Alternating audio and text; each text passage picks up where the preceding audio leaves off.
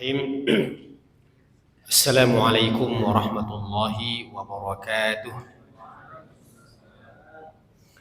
Alhamdulillahi rabbil alamin, wassalatu wassalamu ala asyrafil anbiya'i wal mursalin nabiyina Muhammadin wa ala alihi wa sahbihi ajma'in. Rabbi shrah li sadri wa yassir li amri wahlul 'uqdatam min lisani yafqahu qawli. Jamaah pengajian maghrib yang sama-sama berbahagia, kita langsung melanjutkan poin yang ke-31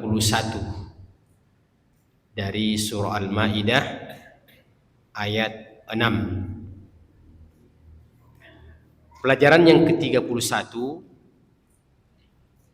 anna lamsal mar'ati biladdatin wa syahwatin naqidun lil wudu.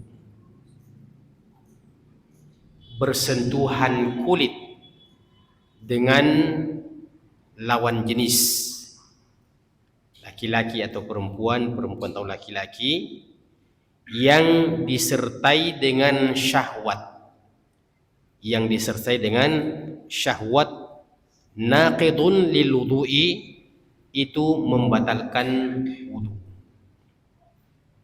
Berdasarkan firman Allah, au lamastumun nisa, ketika kalian menyentuh wanita. Walaupun dalam hal ini jamaah sekalian ada perbedaan pendapat di kalangan para ulama. Ada yang berpendapat seperti Imam Malik, yang ia maknai dengan menyentuh wanita adalah jima'. Ia adalah jima'. Mereka mengatakan itu adalah bentuk penghalusan daripada jima', ya, suami istri. Namun pelajaran yang ke-31 di sini ditegaskan bahwa ketika hal itu disertai dengan syahwat, maka pada akhirnya akan berimplikasi pada beberapa contoh-contoh. Umpamanya, ketika seseorang itu bersentuhan kulit dengan mahramnya yang dia tidak bisa nikahi, maka itu tidak membatalkan wudu. Umpamanya, kita sebagai seorang anak bersentuhan kulit dengan ibu kita sendiri, ya. Masa bersentuhan kulit dengan ibu sendiri menimbulkan syahwat? Berarti itu ada ketidaknormalan. Ya, kita bersentuhan kulit dengan saudari perempuan kita sendiri, ya, itu yang umum, bahwa ini diantara orang-orang yang walaupun bersentuhan kulit itu tidak membatalkan wudu. Termasuk dalam hal ini jamaah sekalian adalah bagaimana hukumnya dengan istri sendiri. Ini terbagi menjadi dua. Kalau dikatakan di sini menyentuh dengan syahwat, berarti membatalkan wudu. Berarti kalau menyentuh dan tidak disertai dengan syahwat, apakah tidak membatalkan wudu? Disinilah ada satu riwayat yang menyebutkan bahwasanya Nabi SAW pernah mencium Aisyah, bukan sekedar bersentuhan kulit, melebihi daripada bersentuhan kulit, mencium Aisyah, istrinya sendiri, di saat sudah berwudu. Kemudian setelah itu dia pergi ke masjid dan tidak berwudu. Nah, bagaimana memahami hal ini? Menunjukkan bahwa Nabi SAW ada orang yang dapat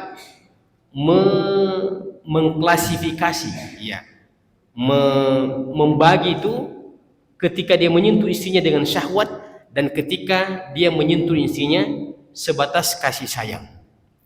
Nah, berdasarkan hal ini, ada orang yang datang kepada Nabi SAW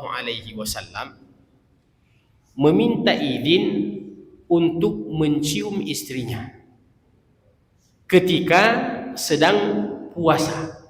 Ketika sedang puasa, maka dalam riwayat itu dikatakan beliau mengizinkan.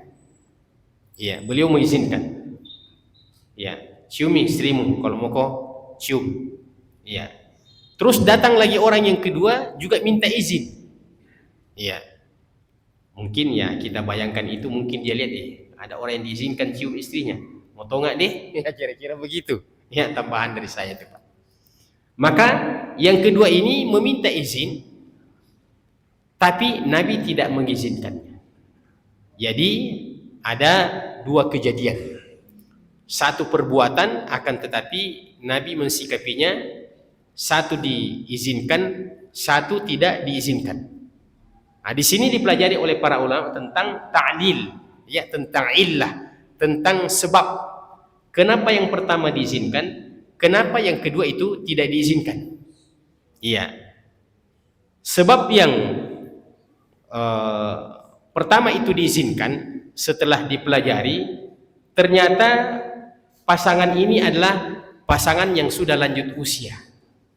Yang sudah lanjut usia, yang diperkirakan insya Allah tidak lagi menggebu-gebu syahwatnya. Ya, mungkin tetap ada syahwatnya tapi tidak lagi menggebu-gebu. Iya. Adapun yang kedua ini dilarang oleh Nabi Shallallahu Alaihi Wasallam karena ternyata adalah pasangan yang masih muda. Nah, maka dapat dipastikan contohnya pengantin baru itu tidak boleh. Ya. Karena biasanya ya pasangan-pasangan muda yang seperti itu ya memang sangat sensitif sekali. Termasuk dalam hal ini adalah dalam kaitannya dengan persoalan wudu. Kemudian kita pindah pada pelajaran yang ke-32. Ishtiratu adamil ma'i li sihhati tayammum. Untuk sahnya pelaksanaan tayammum yang merupakan pengganti wudu dipersyaratkan tidak ada air. Jadi nanti tidak ada air baru boleh kita bertayammum. Iya. Pelajaran yang ke-33, anna ma'a wujudil ma' walau fi shalah yabtulu tayammum li'anna Allah innama abahahu ma'a adamil ma'. Pelajaran yang ke-33 bahwasanya kalau ada air, ya, kalau ada air maka otomatis batal tayamum. Contohnya adalah kita sudah tayamum. Kita sudah tayamum. Mau sholat, tiba-tiba dapat air atau umpamanya turun hujan, maka tayamum otomatis ya batal, ya. Bahkan di sini dikatakan andaikan pun dia di dalam sholat, maka dia batalkan sholatnya kalau dia sudah tahu bahwa sudah ada air. Jadi kalau seperti itu jamaah sekalian, katakanlah kita dalam sebuah jamaah, semua kita ini bertayamum. Namun di saat kita sholat, begitu kita sholat ternyata turun deras hujan, maka mulai dari imam sampai makmum membatalkan sholatnya karena syarat sahnya tayamum adalah ketika tidak ada air. Pelajaran yang ke-34, annahu idza dakhala al-waqtu wa laysa ma'huma fa innahu yalzamuhu talabuhu fi rahlihi wa fima qaruba minhu li'annahu la yuqalu lam yajid liman lam yatlub. Ketika sudah masuk waktu salat dan tidak menemukan air, maka dipersyaratkan berusaha untuk mencari semaksimal mungkin. Untuk mencari air, karena di sini dikatakan fa illam tajidu ma'an fatayammamu sa'idan thayyiban. Kalau kamu tidak mendapatkan air, maka boleh bertayamum. Nah, di sini dikatakan, tidak dikatakan tidak dikatakan tidak mendapatkan air terkecuali tentu harus mencari. Ya, jadi ini sangat detail sekali pelajarannya. Kan Allah mengatakan fa illam tajidu ma'an. Jika kalian tidak menemukan air, berarti dipersyaratkan berusaha semaksimal mungkin dulu, baru setelah itu tidak mendapatkannya, baru bertayamum.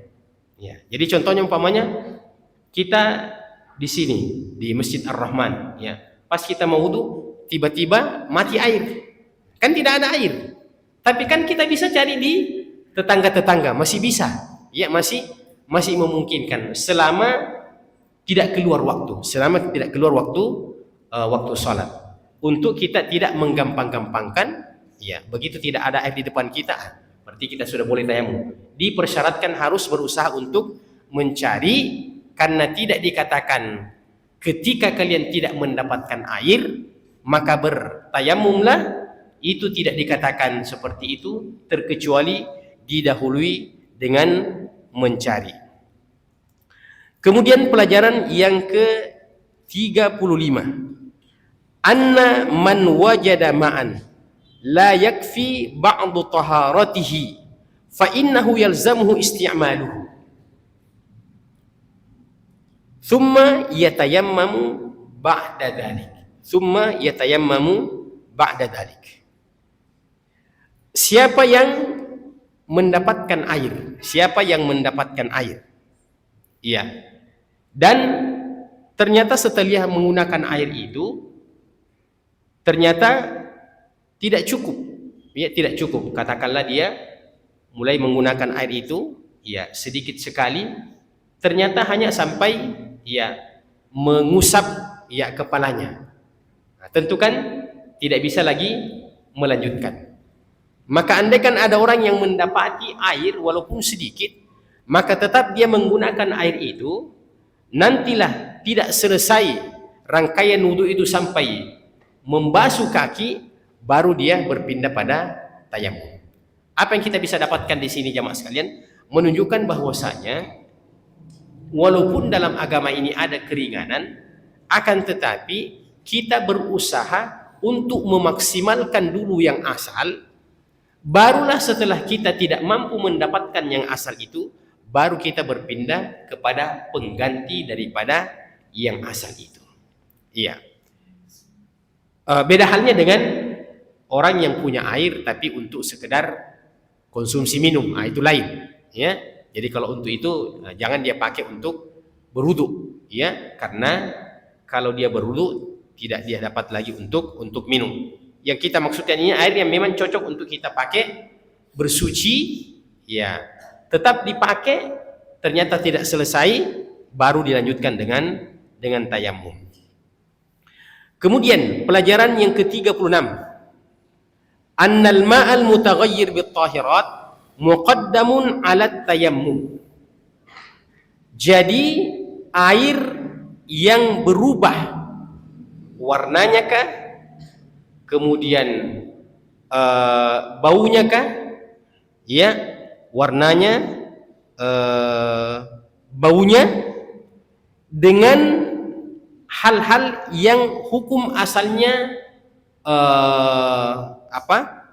suci, ya, bercampur dengan barang-barang yang asalnya suci, ya, itu tetap lebih didahulukan daripada bertayamum.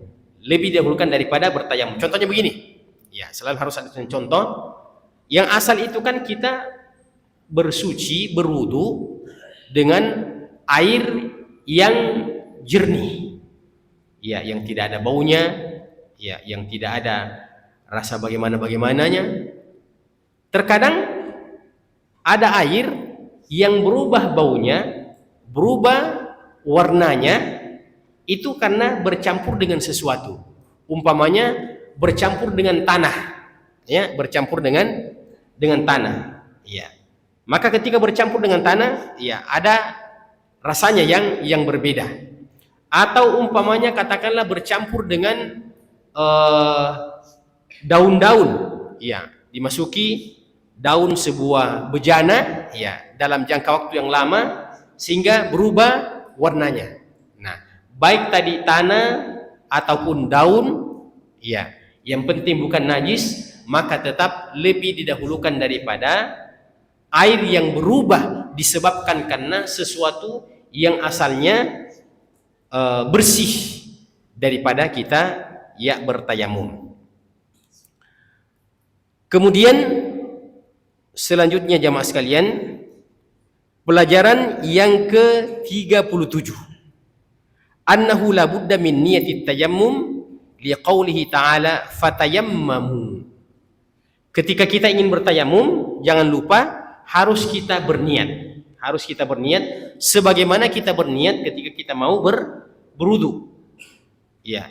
Di mana kita temukan penekanan niat di situ? Ketika Allah mengatakan bertayamumlah. Bertayamumlah itu menunjukkan bahwasanya perbuatan itu tidak mungkin kita lakukan tanpa ada niat yang berasal dari dalam hati kita. Seperti juga idza qumtum ilas shalah, kalau kalian mau salat, maka pelajarannya kita harus berniat untuk salat. Kemudian pelajaran yang ke-38, annahu yakfi tayammum bi kulli ma tasa'ada ala wajhil ardi min turabin wa ghairihi, bahwa bahan yang dipakai untuk bertayamum itu segala benda-benda yang ada di atas permukaan bumi. Segala benda-benda yang ada di atas permukaan bumi, yang pertama berupa tanah atau selain tanah. Berupa tanah atau selain tanah. Fayakunu ala hadha qawlu famsahu biwujuhikum wa aydikum minhu imma min babit taghlibi wa anna al-ghaliba an yakuna lahu ghubarun yumsahu minhu wa yu'allaqu bil wajhi wal yadain. Sehingga ketika Allah mengatakan usapkanlah ke wajahmu dan ke kedua tanganmu, maka dapat kita fahami, ini masih pelajaran yang keberapa tadi? Pelajaran yang ke-38 ya, pelajaran yang ke-38. Iya. Famsahu bi wujuhikum wa aydikum minhu, dapat difahami bahwa itu mengisyaratkan yang dipakai untuk mengusap ya wajah kita adalah yang memang ada debunya, yang memang ada debunya, ya, yang memang ada debunya, ya. Wa imma an yakuna irsyadun li afdal, atau maknanya memang arahan petunjuk untuk melakukan yang afdal. Jadi maksudnya dikatakan tadi segala sesuatu yang ada di atas permukaan bumi, tanah atau selainnya. Namun lebih dianjurkan kalau dia berupa tanah yang ada debunya, karena itu memang kita secara fisik bisa mengusapkan ke wajah dan kedua tangan kita. Wa annahu idza amkana at-turabul ladzi fihi ghubarun fahuwa aula, dan bahwasanya kalau tanah itu yang ada debunya, maka itulah yang lebih afdal. Itulah yang lebih afdal. Nah, sekarang kita pindah kepada permukaan bumi yang mungkin tidak ada debunya, yang tidak ada debunya kelihatan. Ya, umpamanya orang yang sakit, ya, orang yang sakit, ya, ketika memungkinkan dia diambilkan tanah yang berdebu, maka itulah yang lebih afdal. Ya. Akan tetapi katakanlah orang itu berada di atas permukaan bumi, contohnya dia di atas pesawat, ya, contohnya di atas pesawat, ya. Itu kan tidak ada debunya itu di dalam pesawat itu, ya, bersih sekali itu kalau di dalam pesawat itu, Pak. Maka itu dia juga masuk dalam hukum bertayamum, mengusapkan wajahnya dari apa yang dia dapatkan di dalam pesawat itu. Biasanya kita diajarkan itu, kita bertayamum di bahagian kursi depannya pesawat, di depan kita masing-masing, ya. atau di kabinnya, pokoknya di situ. Itu kan tidak ada debu. Itu kan tidak ada debu. Maka kalau berdasarkan petunjuk yang disebutkan tadi di sini, memang yang asal adalah yang ada debunya, tapi andaikan pun tidak ada debunya, itu juga sudah menduduki hukumnya bertayamum dengan sesuatu yang dikiaskan dengan tanah. Kemudian selanjutnya adalah pelajaran yang ke-39. Annahu la yasihhu tayammum bit-turabin najis li'annahu la yakunu thayyiban bal khabithan. Jadi kita bertayamum dengan seluruh yang ada di permukaan bumi ini, akan tetapi kita tentu harus selektif, jangan sampai permukaan tanah itu adalah wilayah yang bernajis. Ya. Jadi walaupun istilahnya seluruh permukaan bumi ini, tapi maksudnya adalah tanah, permukaan tanah yang tidak mengandung najis. Ya, umpamanya ya dekat-dekat tempat WC, ya. Nah, maka tentu kita tidak bertayamum di tempat itu. Iya. Tempat-tempat najis lah, iya. Tempat seperti dekat-dekat tempat buang sampah dan semacamnya, ya tentu kita sudah paham bahwa walaupun dia permukaan bumi, akan tetapi tanah yang mengandung najis itu tidak diperbolehkan, karena Allah telah mengatakan ya adalah sa'idan thayyiban, adalah tanah yang bersih. Pelajaran yang ke-40, annahu yamsahu fit tayammumi al-wajha wal yadan faqat. Pelajaran yang ke-40 tentang tata cara bertayamum. Tentang tata cara bertayamum, bahwa tayamum itu hanya ada dua tempatnya, yaitu mengusap wajah kita dengan debu itu, ya, dan kedua tangan kita. Jadi saya praktikkan, ya, umpamanya ini, umpamanya berdebu, ya boleh dianu sedikit, ya, karena intinya sebenarnya bukan kita ingin menggunakan debu itu persis dengan penggunaan air. Itu hanya secara formalitas saja, mengambil hukum kias. Jadi kita ambil, kemudian kita sapukan ke wajah kita. Ya. Yang penting kita sudah anggap, ya, sudah wajah kita.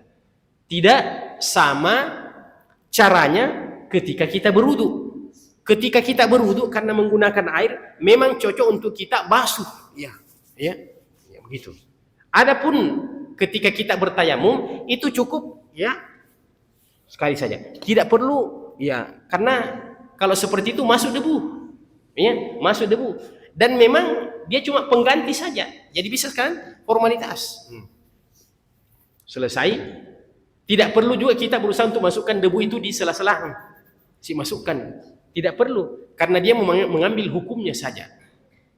Kemudian yang kedua kita ambil lagi. Sampai pergelangannya saja. Sampai pergelangannya saja. Ya. Kenapa sampai pergelangan saja? Karena ketika Allah menyuruh untuk kita berwudu, Allah mengatakan wa aydiyakum ilal marafiqi. Basuhlah kedua tanganmu sampai ke siku. Itu dalam kasus wudu. Tapi ketika Allah menyuruh kita bertayamum yang menggunakan tangan, yang menggunakan tanah, Allah cuma mengatakan famsahu biwujuhikum wa aydikum min. Maka usapkanlah tanah itu, debu itu ke wajahmu dan kedua tanganmu, dan tidak mengatakan sampai ke siku. Tidak mengatakan sampai ke siku. Jadi ketika dalam kasus wudu Allah katakan tanganmu sampai ke siku. Tapi ketika dalam kasus tayamum Allah cuma mengatakan dan usap juga tanganmu. Tidak mengatakan sampai, ya, ke siku. Kemudian jamaah sekalian, perlu kita ketahui bahwasanya tidak semua pengganti itu harus sama sifatnya dengan yang diganti. Ya, atau tidak semua yang cabang itu harus persis sama dengan yang asal. Ya. Yang diganti itu, yang asal itu adalah wudu. Yang pengganti itu adalah tayamum. Iya. Yang asal itu adalah wudu, kemudian yang cabang itu adalah tayamum. Ketika kita tidak berwudu, maka otomatis kita bertayamum. Tidak mesti bahwa sifatnya tayamum mesti sama dengan sifatnya wudu. Ya. Kalau mesti sama dengan sifatnya wudu, berarti kita harus berkumur-kumur juga dengan tanah. Ya, itu Itu dalilnya, itu hujjahnya, yaitu argumennya. Baik, kita lanjut. Jadi yang kita usap ketika bertayamum adalah wajah saja dan kedua tangan, duna baqiyatil a'dha, tidak ada lagi yang lain. Iya. Ada baru-baru viral itu seorang jenderal kalau tidak salah, ya, naik kereta api, entah bagaimana itu, ya, apakah, ya, ternyata setelah itu dia juga usap-usap kakinya, ya, usap-usap kakinya, ya, tentu itu tidak benar, ya. Jadi hanya dua saja, wajah dan kedua tangan sampai ke pergelangannya, ya, sampai ke pergelangannya. Al-hadi wal arba'un, pelajaran yang ke-41, anna qawlahu biwujuhukum syamilun li jami'il wajhi wa annahu yu'ammimuhu bil mashi illa annahu ma'fun an idkhalit turabi fil fami wal anfi wa fima tahta syu'ur. Nah, ini yang saya katakan tadi, bahwasanya dia usapkan ke seluruh wajahnya secara menyeluruh dalam mengusap itu, tapi tentu dimaafkan untuk tidak dia berkumur-kumur dengan, ya, debu dan tanah. Itu sudah barang tentu. Jadi tidak ada istinsyak.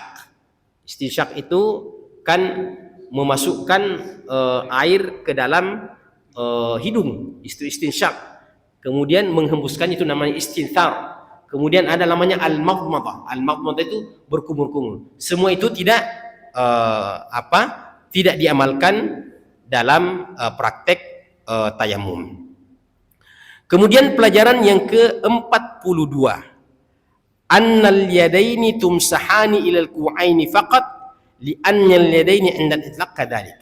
Ya, jadi tetap dibuatkan poin ini, pelajaran yang ke-42, bahwasanya tangan yang diusap dengan debu itu adalah sampai di pergelangan saja, karena ketika dikatakan tangan, maka yang dimaksudkan adalah yang sampai ke pergelangan saja.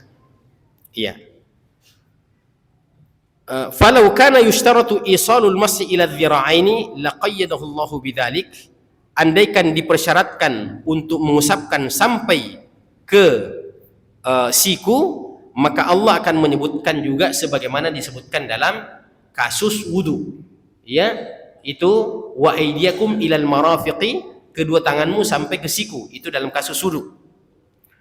Kemudian pelajaran yang ke-43, annal ayata ammatun fi jawazi tayammum li jami'il ahdathi kulliha al hadathil akbar wal hadathil asghar. Bahwasanya fungsi daripada tayamum itu, jamaah sekalian, mencakup untuk hadas kecil dan hadas besar. Ya, mencakup untuk hadas kecil dan hadas, ya, besar. Hadas besar seperti junub, ya. Hadas kecil seperti buang air. Ya. Bal wali najasatil badan li'anna Allah ja'alaha badalan an taharatil ma'. Bahkan tayamum itu fungsinya lebih meluas lagi, lebih besar lagi, bahkan ketika seluruh anggota tubuh kita ini terkena najis dan tidak ada air. Seluruh anggota tubuh kita ini tidak ada air dan kemudian terkena najis, maka gantinya adalah dengan cara tayamum. Wa atlaqa fil ayati falam yuqayyid wa qad yuqalu inna najasatal badani la tadkhulu fi hukmi tayammum li'anna as-siyaqa fil hadath wa huwa qaulu jumhuril ulama. Pelajaran yang ke-44, anna mahallat tayammum fil hadatsil asghari wal akbar wahid.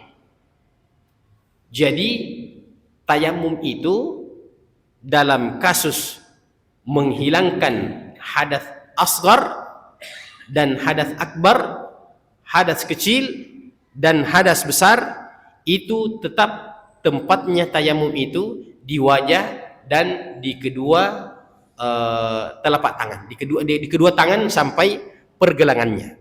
Jadi tidak ada perbedaannya, oh ini hadas kecil di mana letak tayamumnya, ini hadas besar di mana letak tayamumnya, tetap ya pada wajah dan kedua tangan sampai pergelangan saja. Pelajaran yang ke-45, annahu law nawa man alaihi hadatsan at-tayammum anhuma, annahu law nawa man alaihi hadatsan at-tayammum anhuma fa innahu yajzi'u akhdan min umumil ayah wa itlaqiha. Jadi siapa yang berada dalam dua hadas ini, dia juga habis buang air kecil, ya, dia juga habis junub, maka niatnya itu tetap satu untuk kedua hadas itu, maksudnya begini, tidak orang bertayamum dua kali disebabkan karena dua kali hadas. Ini kan saya kencing, maka saya tayamum dulu. Saya kan juga junub, saya tayamum dulu. Cukup ya sekali untuk dua hadas itu maksudnya. Kemudian pelajaran yang ke-46, ya, pelajaran yang ke-46, annahu yakfi al-mashu bi ayyi syai'in kana biyadihi aw ghairiha li'anna Allah qala famsahu wa lam yadhkur al-mamsuha bihi fadalla ala jawazihi bi kulli syai'. Ini ada lagi yang baru. Mengusap itu katanya, ya, mengusap itu katanya yang asal adalah dengan tangan, ya, yang asal adalah dengan tangan, ya.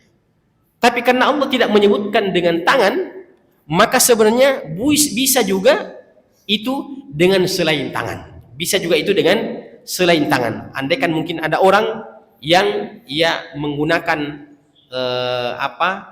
alatkah berupa plastik atau yang semacamnya, kemudian dia usap dan itu bisa sampai menyeluruh ke seluruh wajahnya, maka itu masuk di dalamnya juga dalam kategori mengusap. Pelajaran yang ke-47, ishtiratut tartibi fi taharati tayammum kama yushtaratu dzalika fil wudu'i. Dipersyaratkannya ada tertib dalam tayamum, ya, dipersyaratkan ada tertib dalam tayamum sebagaimana dipersyaratkan tertib dalam wudu, ya. Jadi yang pertama kita usap dulu adalah wajah, kemudian tangan, ya, karena Allah menyebutkan wajah dulu kemudian tangan, ya. Wali anna Allah bada' bi mashil wajhi qabla mashil yadaini, karena Allah memulai dengan menyebutkan mengusap wajah kemudian mengusap kedua tangan. Pelajaran yang ke-48, anna Allah Ta'ala fima syara'ahu lana minal ahkami lam yaj'al alaina fi dhalika min harajin wala masyaqqatin wala usrin wa innama huwa rahmatun minhu bi'ibadihi liyutahhirahum wa liyutimma ni'matahu alaihim. Pelajaran yang ke berapa tadi? Sebelumnya pelajaran yang ke-48 ya, pelajaran yang ke-48. Pelajaran yang ke-49 adalah apa yang disyariatkan oleh Allah Subhanahu wa taala berupa hukum-hukum itu sama sekali Allah tidak menginginkan untuk memberatkan hamba-hambanya. Sama sekali Allah tidak menginginkan memberatkan hamba-hambanya, apalagi membikin susah hambanya. Wa innamu rahmatun bi'ibadihi, akan tetapi itu merupakan rahmat dari Allah Subhanahu wa taala. Begini maksudnya jemaah sekalian. Jadi Allah mensyariatkan kewajiban-kewajiban hukum-hukum itu bukan tujuannya untuk membuat kita susah. Ya, untuk membuat kita susah. Ya, tidak sama umpamanya kalau kita umpamanya dihukum. Ya, kadang-kadang yang menghukum itu bilang pokoknya hukum supaya dia susah, supaya dia sakit dia rasa. Akan tetapi Allah dan Rasulnya ketika menetapkan suatu hukum, ya, dan di dalamnya ada unsur kesulitan, itu sebenarnya hanya merupakan risiko dan konsekuensi, bukan tujuan. Ya, bukan tujuan. Kita umpamanya disuruh wudu, ya, kita disuruh wudu, tujuannya memang supaya betul-betul kita ini suci dan bersih. Nah, terkadang kita berwudu ini merasakan yang namanya dinginnya cuaca, maka bukan tujuan Allah dan Rasulnya mensyariatkan wudu itu supaya kita ini menggigil. Disyariatkan wudu supaya menggigil hambaku, bukan. Akan tetapi itu merupakan konsekuensi, itu merupakan konsekuensi, risiko. Sama umpamanya ketika dokter mengambil tindakan yang ekstrim kepada pasien. Ini contoh sederhana saja. Ya, umpamanya sampai pada tingkat yang ekstrim, ada orang yang terpaksa diamputasi. Bukan tujuannya untuk membuat orang itu cacat, akan tetapi itu hanya sebuah konsekuensi. Karena kalau tidak diamputasi, bisa menjalar ke seluruh tubuhnya. Mending dia cacat tapi dia masih hidup daripada dia mati dalam keadaan dia ingin sempurna daripada anggota tubuhnya itu. Maka Allah mengatakan, ma ja'ala 'alaikum fid dini min haraj. Allah tidak menginginkan kalian dalam agama ini ada kesusahan. Makanya ada satu kaidah yang bunyinya begini, Pak. Idza dhaqal amru tasa' wa idza tasa'a dhaqah. Apabila sebuah perkara itu sempit, maka harus dilapangkan. Harus dilapangkan. Tapi apabila dia lapang, maka harus disempitkan. Ini seperti ungkapan-ungkapan main-main, ya. Idza dhaqal amru tasa' wa idza tasa'a dhaqa. Bagaimana contohnya itu jemaah sekalian? Bahwa apabila sebuah urusan itu sempit, harus diluaskan, harus dilapangkan. Umpamanya, contohnya dalam masalah wudu dan tayamum tadi. Iya. Kalau kita tidak mendapatkan air, berarti itu kita dalam keadaan sempit. Maka harus dilapangkan, yaitu boleh dengan menggunakan tanah, boleh dengan tayamum. Iya. Tapi idza tasa'a dhaqa, kalau dia sudah kembali lapang, maksudnya lapang di sini apabila keadaan sudah kembali normal, maka harus disempitkan. Maksudnya harus kembali kepada hukum asal. Jangan keenakan tayamum terus, padahal sudah ada air. Ya, tadinya ada orang yang tidak bisa berdiri. Nah, boleh kan dengan duduk ketika sholat. Ketika sholat. Maka jangan dia keenakan mengambil rukhsah keringanan itu, duduk padahal dia sudah bisa berdiri. Ya, yang lalu, ya, ketika COVID, ya, inilah pertama kali kita menjarangkan soft, ya. Jadi bersatu kita runtuh, bercerai kita teguh. Ya, artinya itu merupakan udzur. Tapi di saat sudah tidak ada COVID, kita perbaiki kita punya jarak. Ya. Mungkin karena masih ada pengaruhnya COVID yang lalu, ya, masih sebagian di masjid-masjid itu masih jarang sekali, Pak. Ya, masih jarang sekali. Kalau masih bisa dimasuki ini HP ini, ya, HP itu masih termasuk jarang itu, Pak. Ya, mestinya dirapatkan lagi. Karena sudah tidak ada lagi udzur itu. Idza dhaqal amru tasa' wa idza tasa'a dhaqa. Dan ada satu kaidah lagi yang kaitannya dengan ini, bahwa mengambil darurat itu harus terukur. Mengambil darurat itu harus terukur. Ya. Kaidahnya mengatakan ad-daruratu tuqaddaru biqadariha. Ad-daruratu tuqaddaru biqadariha. Jadi darurat itu harus dia terukur sesuai dengan kebutuhan. Ya, harus dia terukur sesuai dengan kebutuhan. Kita ambil contoh umpamanya, kita ambil contoh umpamanya.